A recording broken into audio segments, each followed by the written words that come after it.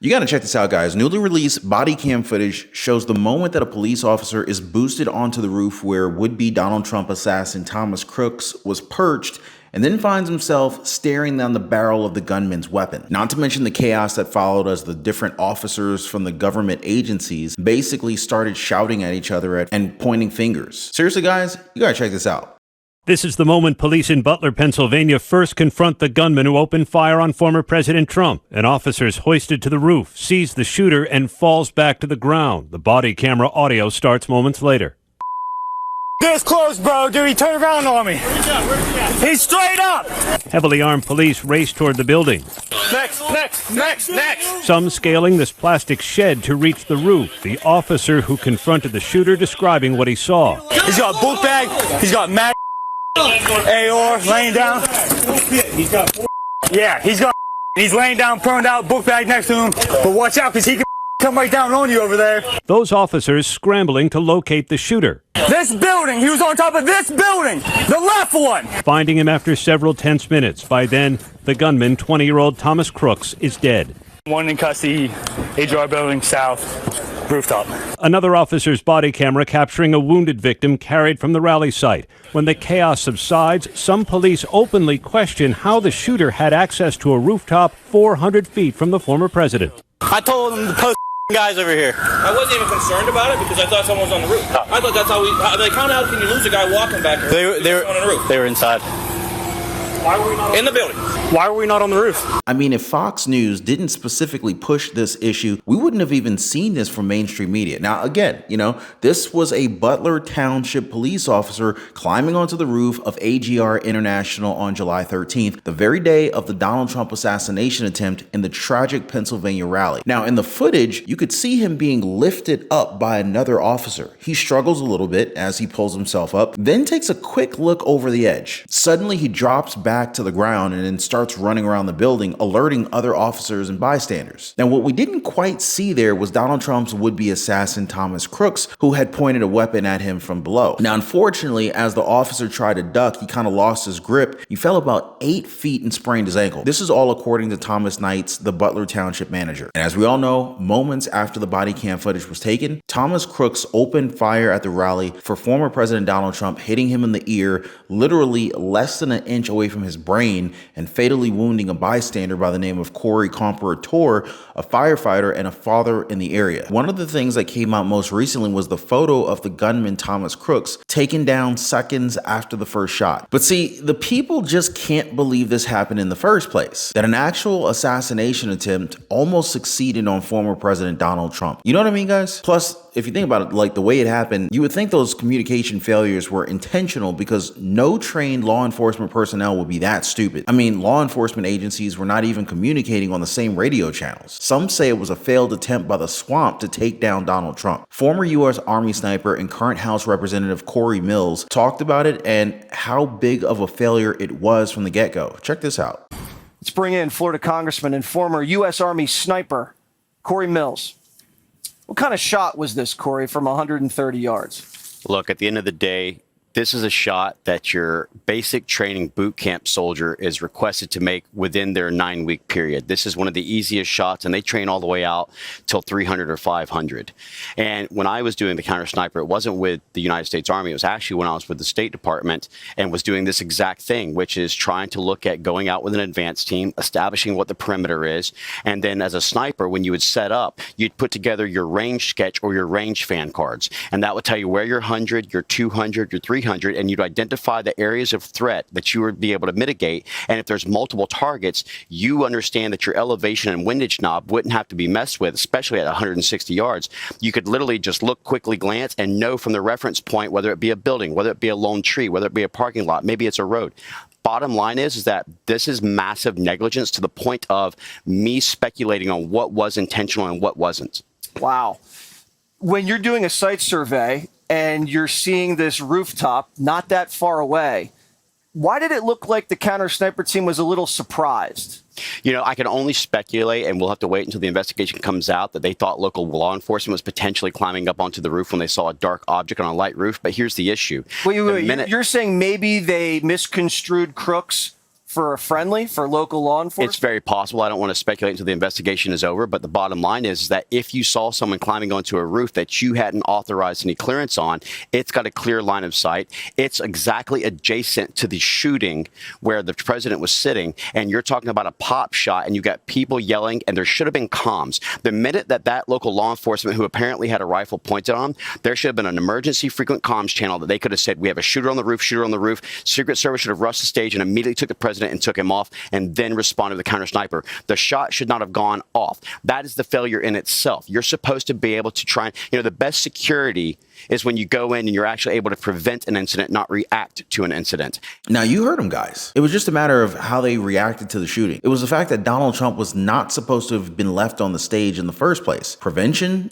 Later in the recently obtained body cam footage, the officer appears to be angry about almost getting shot by the sniper, saying how before the mother came up, he popped my head up there like an idiot by himself. Then you can hear him shouting, we're not on the same frequency. So yeah, I'm not gonna put the blame on our boys in uniform. I think that they did their best. Really, the communication failures in that Donald Trump assassination attempt felt more like something went wrong from higher up the ladder, you know what I mean? Because honestly, guys, sorry to think this, but it really did seem like they didn't have any intentions on protecting Donald Trump. Do you guys agree? Let me know in the comments, guys. Let me know down below. And while you guys are there, don't forget to subscribe to the channel and hit that notification bell. All right, guys, let's dive back in. I mean, as you saw from the clips, the whole thing was just a mess. There are even Butler Township Police Department officers questioning the Secret Service's decision to leave the roof, located just 130 yards from where Donald Trump was speaking, unoccupied. Now, let me quote them for you guys here. I effing told them, you need to post a guy effing over there. One officer is heard saying shortly after the shots rang out. Who? Another officer asks. The Secret Service, the officer responds. I told him that effing Tuesday. There was even some confusion about whether the roof was covered when the officer told the cop, I thought you guys were on the other roof. Another officer wondered, how in the hell can you lose a guy walking back here if someone is on the roof? So why isn't anyone talking about this anymore? What we have here, this recently released body cam footage by Butler Township, is the latest crucial piece of publicly available information that attempts to shed light on exactly what transpired that day and what efforts were put in place to stop crooks. But instead, the security breaches that have paved the way for the shooting have been muddied by finger pointing among various agencies involved at the local, state, and federal levels. Acting Secret Service Director Ronald Rowe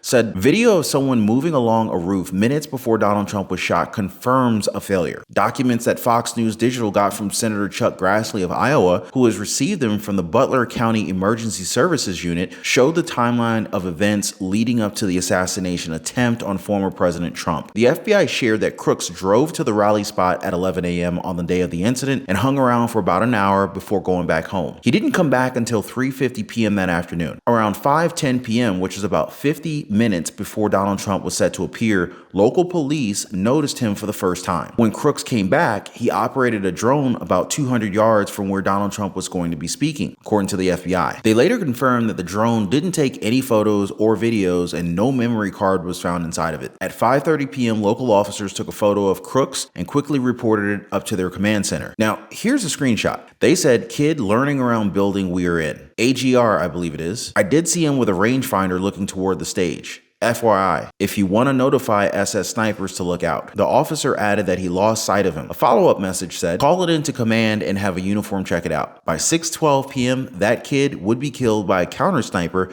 after he opened fire on the rally goers. You see what we're dealing with here, guys? Donald Trump was almost assassinated a month ago. And unfortunately, our media has moved on. Completely forgotten. Voters have not, though. Seriously, we need to talk about this because just a month ago, in this small town of Butler, Pennsylvania, a near-miss assassination attempt almost turned the 2024 presidential race and American history on its head. And why isn't this a bigger deal to mainstream media? Have they been paid off? Does someone want them to not talk about this? The bullet came scarily close to hitting a major political figure, but instead it tragically killed Corey Comparator, a husband and a father, and injured two others. Now, let me tell you guys, this event has really stuck with voters. It seems like we've seen decades of politics crammed into the last 30 days, and we're now in a very different political landscape. And if recent events are any sign, well, the next 80 days or so will be full of even more surprises. Remember when Donald Trump got on stage that day? At that time, Joe Biden was still claiming that he was the Democratic nominee. But everything seemed to change when Donald Trump, who only had a close call with a bullet grazing his ear, stood there with blood on his face and his fist raised, chanting, fight, fight, fight. That that image went viral. I've seen it end up on t-shirts all over. I remember hearing from somebody say, "That's it, it's over." But nope.